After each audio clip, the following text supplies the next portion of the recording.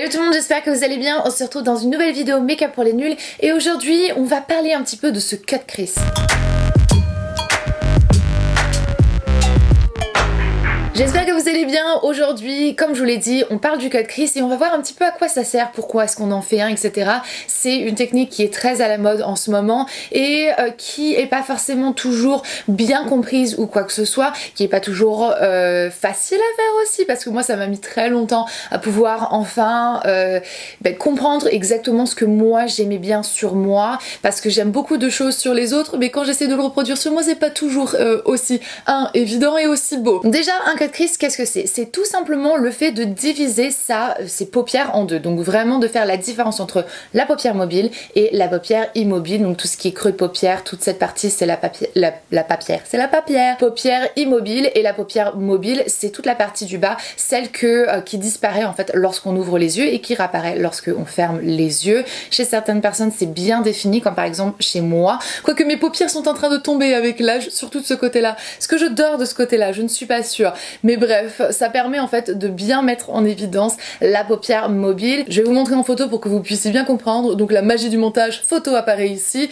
Vous avez ici une paupière qui n'a pas réellement une définition entre la paupière mobile et la paupière immobile. Et ici, par exemple, vous avez la paupière mobile et la paupière immobile qui sont bien apparentes. Le fait de faire un cut crease, ça va vraiment vous permettre de faire du coup la division entre les deux. C'est un jeu de couleurs et d'optique et ça va vous permettre tout simplement de créer quelque chose qui n'est pas réellement là, comme par exemple Nikki Tutorials fait régulièrement. Si vous ne connaissez pas Nikki, je vous l'aurais mis dans la barre d'infos, quoique je pense que tout le monde la connaît maintenant, mais c'est quelque chose qu'elle fait beaucoup puisqu'elle considère ne pas avoir des très grandes paupières. En fait, eh bien, elle rajoute un espace, on va dire, de paupière mobile en créant son cut crease plus haut que la paupière mobile. Donc elle remonte carrément dans le creux de paupière pour se donner une impression de paupière mobile plus large. C'est quelque chose que l'on peut faire très simplement. Forcément, il y a tout un tas de différentes façons qu'on peut faire un cut crease. On peut faire un cut crease complet, on peut faire un demi, on peut faire quelque chose qui va se voir, qui va être très évident directement en appliquant une base, on peut faire quelque chose qui va être un peu moins évident en appliquant juste un fard légèrement plus clair, et là la distinction va être moins précise, moins profonde, on va dire. Il y a mille et une façons de le faire, il n'y a pas une façon universelle de le faire, mais moi dans cette vidéo, pour pouvoir vous montrer un maximum de choses, je vais vous en montrer trois. Donc cut crease complet, cut crease moitié et le cut crease un peu moins défini, donc avec fard à paupières, sans utiliser de base, sans nettoyer la paupière ni quoi que ce soit. Donc écoutez, ma foi, et bien c'est parti pour la première technique. La première technique, c'est la plus simple, la plus rapide, mais aussi la plus soft. Pour faire un cut crease, il faut un minimum de deux couleurs. Une couleur dans le creux de paupière, donc qui va un peu faire le fake de creux de paupière, et une couleur pour la paupière mobile pour l'illuminer.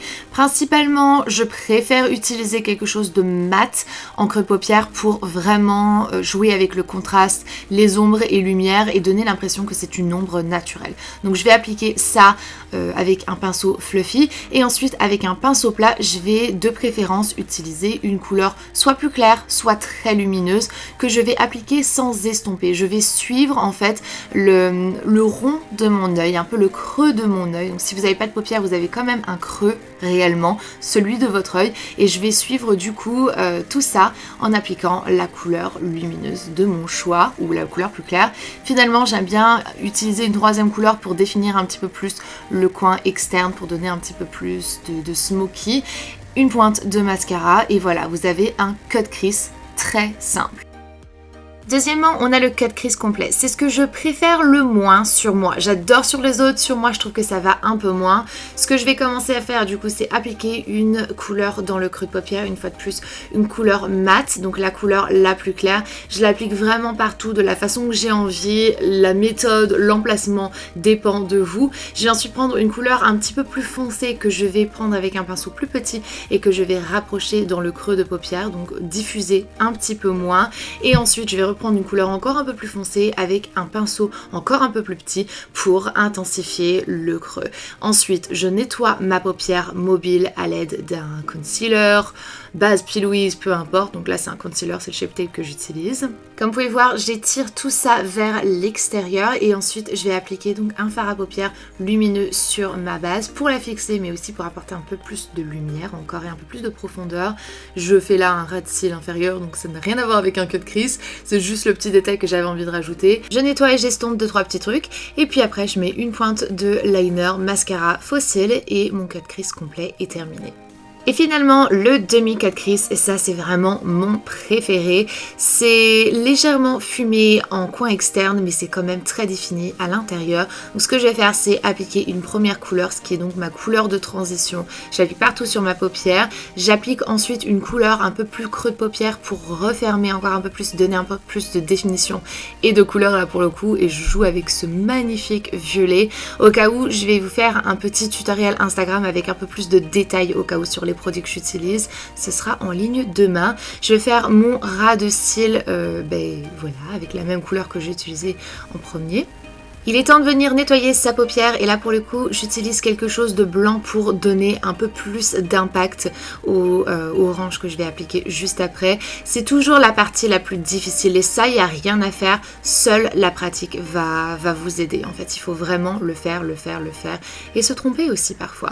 Donc là j'applique ce magnifique orange par-dessus le blanc et ça le rend tout de suite mais 150 fois plus vibrant, juste une petite merveille. Alors oui il y a eu des chutes là dès l'application mais après ça c'est parti tout seul. Ce que je suis en train de faire c'est vraiment presser la couleur en fait sur la base que j'ai appliquée préalablement. Ensuite je repasse en coin extérieur avec le violet que j'ai utilisé au début, même pinceau. Je viens fondre vraiment l'orange avec le violet. Je prends un autre pinceau et une pointe de rose pour faire une transition entre mon violet et mon orange. En guise de point de lumière aujourd'hui j'ai décidé d'appliquer ce jaune. Donc je vais vraiment faire la transition entre mon jaune et mon orange et ensuite en ras de cils inférieur je vais rejoindre avec le rose que j'ai utilisé et ça va créer du coup cette pointe d'orange juste au centre de mon ras de cils, une pointe de base de mascara puisque j'avais pas du tout envie d'appliquer de faux cils quoi que ce soit. Évidemment on finit tout ça avec une bonne petite pointe de mascara et voilà le résultat, notre demi cut crease ultra coloré. J'adore ce maquillage, honnêtement c'est mon préféré de tous. Je l'aime. Et donc voilà pour ces 3 techniques et du coup ces 3 looks aussi avec un cut crease. J'espère vraiment que cette vidéo vous sera utile et vous permettra de comprendre que le cut crease c'est pas juste une technique de maquillage qu'on utilise pour avoir un joli look, souvent utilisé pour un truc hyper intense. C'est quelque chose que l'on peut utiliser pour tout simplement transformer son regard, jouer un petit peu plus, faire un peu ce style de contraste et de contouring finalement que l'on fait aussi sur son visage mais là pour les yeux. Et si vous avez des petites paupières, et bien c'est vraiment la technique à adopter pour pouvoir avoir un peu plus de dimension dans son make-up lorsque vous vous maquillez. Écoutez, j'espère vraiment que cette vidéo vous a plu. Je suis pas la professionnelle des cut crease, j'apprends encore et je me perfectionne dans ce domaine là tous les jours encore, enfin tous les jours, donc dès que je fais un cut crease quoi. Mais voilà, j'espère vraiment que cette vidéo de moi en tant que beginner aussi un peu dans le cut crease, et bien vous aidera à comprendre un petit peu plus. Sur ce, moi je vous fais des gros bisous et on va se dire à très bientôt dans une prochaine vidéo. Si vous ne voulez pas rater mes vidéos, n'hésitez surtout pas à vous abonner. Je poste tous les lundis, les mercredis et les vendredis à 17 h et une fois sur 2 le vendredi c'est make-up pour les nuls. Donc voilà, je vais vous laisser, je vous fais d'énormes bisous, merci infiniment d'avoir regardé cette vidéo et de la liker si elle vous a plu et moi je vous dis à très bientôt et jusque là comme d'habitude prenez grand soin de vous-même. Bye.